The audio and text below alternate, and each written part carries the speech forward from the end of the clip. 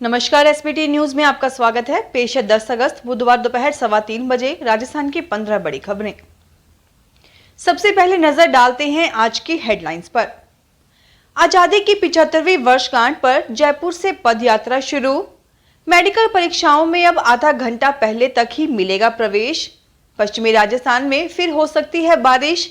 पूर्व अकाली मंत्री मजीठिया को हाईकोर्ट से मिली जमानत। महिला पायलट के मामले भारत अमेरिका से आगे निकला।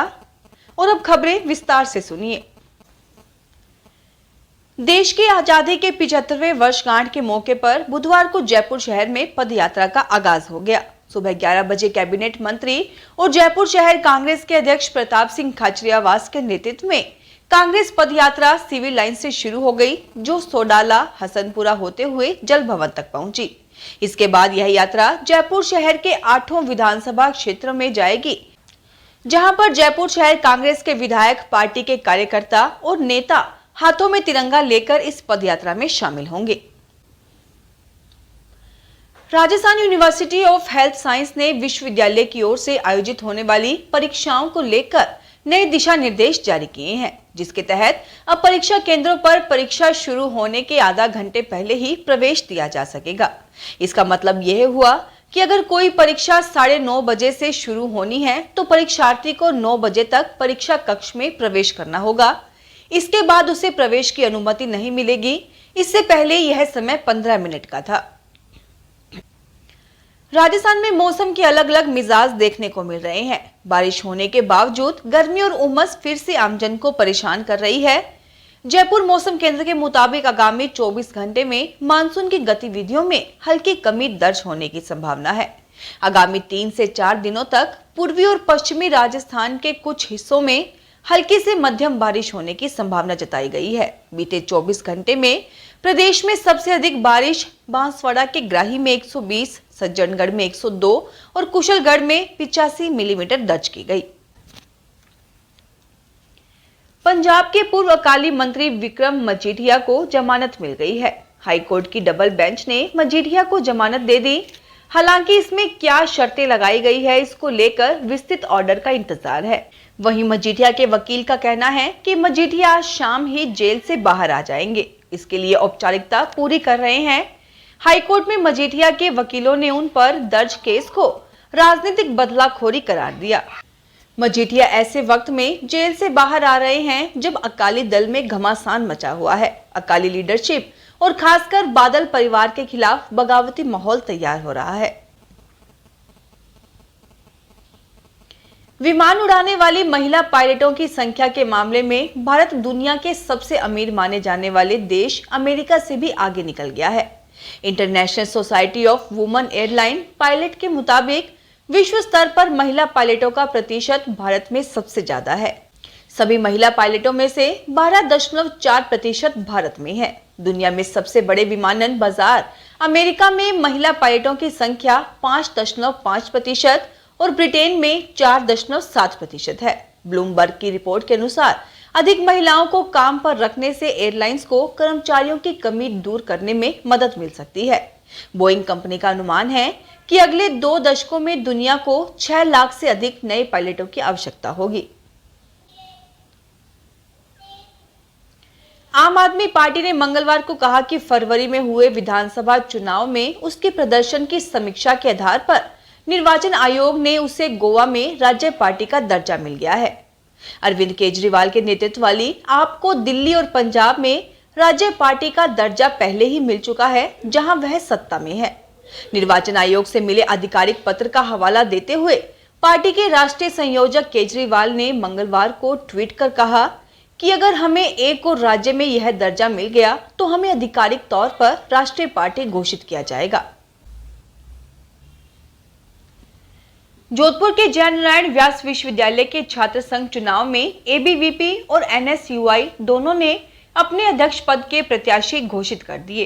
5 साल बाद दोनों बड़े छात्र संगठनों ने एक ही जाति के प्रत्याशी पर दांव खेला है।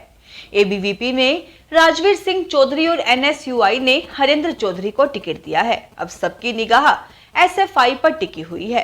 अब अध्यक्ष पद पर चुनाव लड़ने के लिए अरविंद सिंह भाटी, मोती सिंह जोधा और लोकेंद्र सिंह 3 प्रत्याशी अपनी दावेदारी जता रहे हैं। एसएफआई अगर मजबूत प्रत्याशी उतारती है तो एक बार फिर से चुनाव में उलटफेर कर सकती है। राजस्थान में निजी स्कूलों को छोड़कर सरकारी स्कूलों में लाखों बच्चों के प्रवेश लेने को प्रदेश सरकार ने अपनी उपलब्धि माना और सरकारी व्यवस्थाओं में सुधार का दावा किया।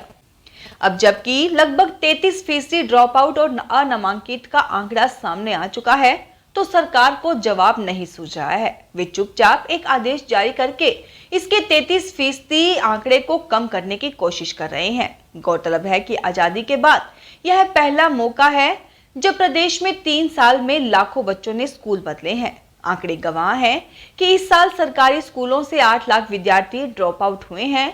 इनमें से अधिकांश निजी स्कूलों में चले गए हैं। रोजाना हजारों विद्यार्थी सरकारी स्कूलों में टीसी कटवा रहे हैं। अंग्रेजी माध्यम स्कूलों के प्रति शुरुआत में जो उत्साह था वह भी अब ठंडा पड़ने लगा है। गोवंश में फैल रही लंपी स्किन रोग से बचाव के लिए जोधपुर वासियों ने भी सेवा भावना दिल खोल कर दिखाई है। कई संगठन गौशालाओं के साथ बेसहारा गोवंश की भी सेवा में जुटे हैं। लंपी वायरस से पीड़ित गायों के लिए महात्मा गांधी चिकित्सालय स्टाफ के सहयोग से दवाइयां व खाद्य सामग्री भेजी गई। गाड़ियों को अस्पताल अधीक्षक डॉक्टर राजश्री बेहरा, उपाधीक्षक डॉक्टर नरेंद्र सक्सेना, डॉक्टर कमलेश पुरोहित व स्टाफ तेज कंवर ने गाड़ियों की पूजा अर्चना कर रवाना किया। बीकानेर ट्रैफिक पुलिस का वाहन चालकों से अवैध वसूली करने का मामला अभी सुलटा भी नहीं था कि गंगाशहर थाने के एक एएसआई ने धौंस दिखाते हुए स्कूल में घुसकर संचालक के साथ मारपीट कर डाली। इतना ही नहीं, संचालक के बुजुर्ग पिता के साथ भी धक्का मुक्की की।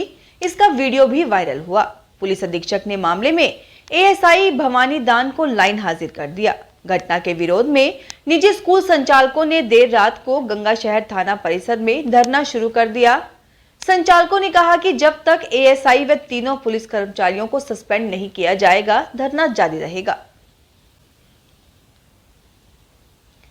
All India Railway Men's Federation और North Western Railway Employees Union के आह्वान पर जोधपुर मंडल कार्यालय तथा मंडल की सभी शाखाओं ने रेल बचाओ देश बचाओ अभियान के तहत केंद्र सरकार के निगमीकरण व निजीकरण की नीतियों के खिलाफ प्रदर्शन किया। मंडल सचिव मनोज कुमार परिहार ने बताया कि केंद्र सरकार की नीतियां मजदूर विरोधी हैं तथा प्रत्येक उद्योग को निजी हाथों में सौंप रही हैं। इसके कारण कर्मचारियों व रेलवे के अस्तित्व के लिए चुनौती बन गई है। जोधपुर में doctor S N medical college data entry operator association के वार्षिक चुनाव संपन्न हो गए हैं। मुख्य चुनाव अधिकारी मोहम्मद अरशद मोदी ने बताया कि चुनाव राजकीय नर्सिंग महाविद्यालय एमडीएम चिकित्सालय में हुए, जिसमें अध्यक्ष पद के लिए 5 उम्मीदवारों में से दिनेश गहलोत ने निकटतम उम्मीदवार अनिल गोस्वामी को 26 वोट से, उपाध्यक्ष ओमाराम ने अनिल तंवर को 22 वोट से, महासचिव उम्मीदवार कमलेश कुमार ने टेकम सिंह को 1 वोट से हराया। सचिव पद पर उम्मीदवार हरिराम डारा निर्विरोध निर्वाचित हुए।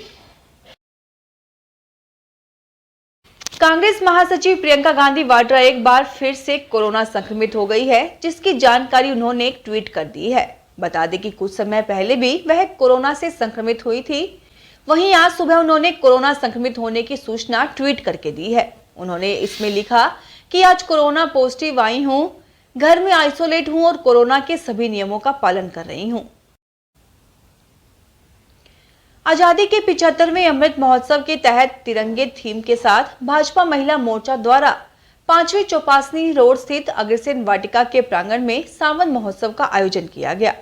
महिलाओं द्वारा महिलाओं के लिए किए गए इस महोत्सव में न केवल भाजपा महिला मोर्चा बल्कि जोधपुर शहर की महिलाएं भी बड़ी संख्या में शामिल हुई। सभी महिलाओं ने खूब जमकर हर्षोल्लास व उत्साह के साथ सावन महोत्सव मनाया। आजादी के अमृत महोत्सव के तहत सावन महोत्सव में सभी महिलाओं ने तिरंगा हाथ में लेकर वंदे मातरम के नारे लगाते हुए हर घर तिरंगा फहराने का संदेश दिया। फिलहाल इस बुलेटिन में इतना ही, फिर हाजिर होंगे और बड़ी खबरों के साथ। अगर आप भी अपने आसपास की छोटी बड़ी और महत्वपूर्ण खबरों से अपडेट रहना चाहते हैं तो सब्सक्राइब कीजिए हमारे चैनल एसपीटी न्यूज को और प्रेस कीजिए बेल आइकन पर।